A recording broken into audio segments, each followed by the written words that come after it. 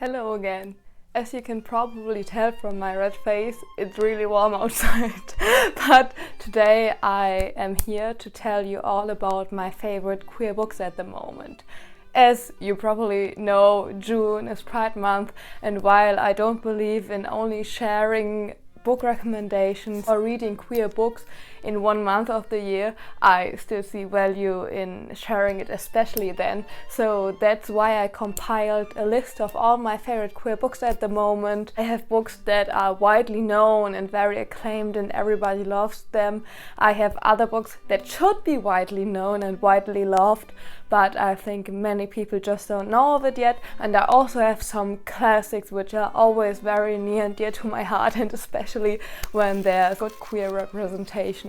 The first one I have with me is the one that's probably most well known. It's The Song of Achilles by Madeline Miller, and I just gotta say I was entranced by it just like everyone else was. I have to say I had this specific feeling of being 14 again and reading fan fiction, which is not meant as a dig. This is beautifully written and all of that, but it just evoked this feeling in me. I just don't think I've been this invested in a book in a long time, and I've read other Greek mythology retellings since, but they just didn't capture me like this one did. The tragedy in here is just so all-encompassing, and I can't even count how many times I cried during this. I don't think I have to say much about the plot, but I'll just summarize it very quickly, because this is about the Trojan War, and Achilles and Patroclus are on the side of the Greeks. Actually, in the beginning, Achilles doesn't want to go to war, and he hides between women and dresses like one, so he doesn't get found. But in the end he gets found out because Odysseus strolls in and makes him reveal himself because he wants to protect those other people. I don't think there can be spoilers for Greek mythology, but spoiler if you haven't read this and still want to, but I think everybody knows how it ends, especially when Patroclus dies, because he's wearing Achilles' armor and Achilles just goes wild and he just kills everyone in Troy. I just think it's so heartbreaking, and it was very hard for me to finish, and it actually kind of messed up my mood because I was very sad for like 2 or 3 days after. Still, if you haven't read this, this is very good. I can only recommend it, as everybody else already has. Next up is a book I think has also been very critically acclaimed. I think this won the Booker Prize in 2019, and this is Girl, Woman, Other. I have the German version of it, which is why you might not recognize this title, by Bernardine Evaristo, and it follows the life of 12 women in Great Britain who are all women of color, or mostly women of color. It's been a while since I read this, so I don't necessarily remember all of the details. But there's also a lot of just queer representation in here. There's lesbian relationships, I think. There's non-binary people also in there. I've heard a lot of criticism about this book in the vein of people can't really relate to those characters because there's 12 stories, and it's just too much for some people. I personally didn't agree with that criticism at all. Reading about the anger and everything they are trying to do to change things as they are, and how complicated everything is regarding intergenerational trauma. If you want to read a queer book which is also about women of color, I think this is going to be the perfect read for you. Next up, we actually have 2 classics, so we now officially left the critically acclaimed and very famous section. The classics are obviously still very famous and critically acclaimed. The first one is, to no one's surprise ever, The Picture of Dorian Gray.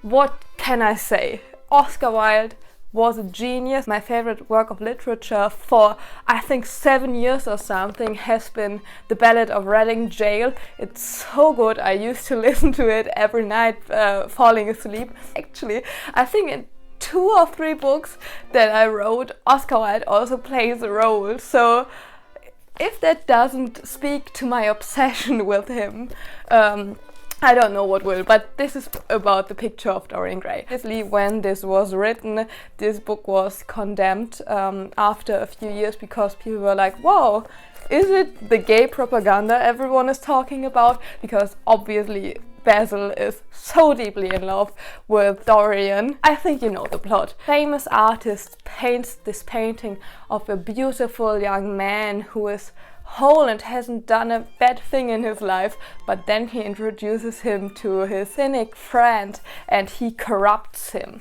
And every bad deed Dorian commits, leaving his betrothed so she kills herself, or killing a man, everything shows up on the painting that Basil did. Nothing he does shows on his face. There's still this beauty and he doesn't age a day, but his painting looks grotesque. If you haven't already read this in English class or something, you just have to give this a go. I just love everything Oscar Wilde has to say. What can you say about a man whose last words were either this wallpaper goes or so do I?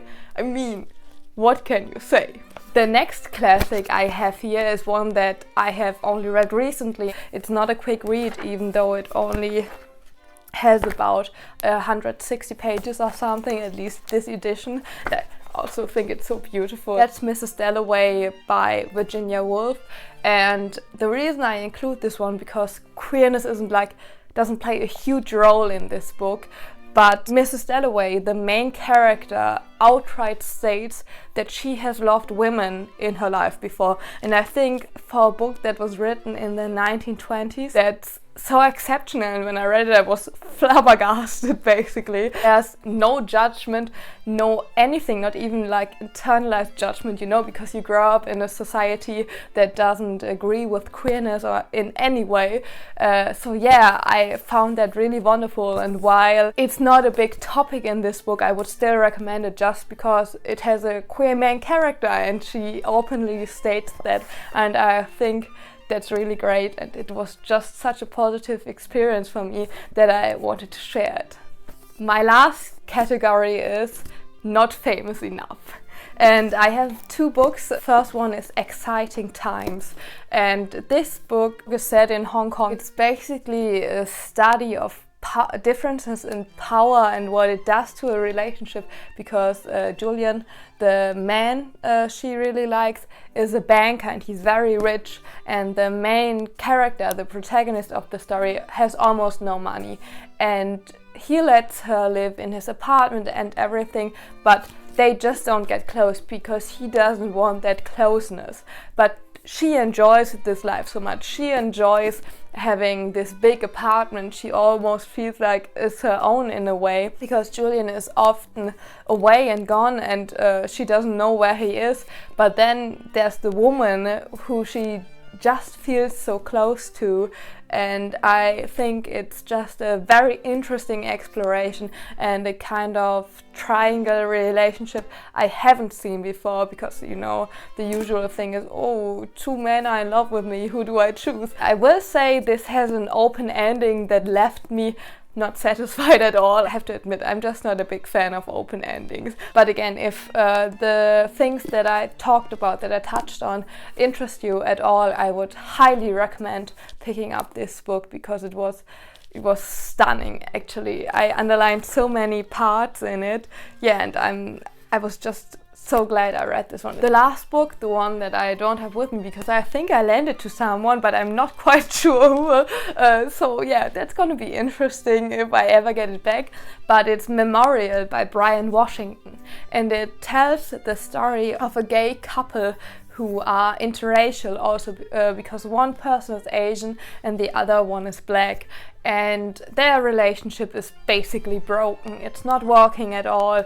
But then when they are just about to call it quit, the mother of the Asian boyfriend visits, and she doesn't approve of her son being gay at all.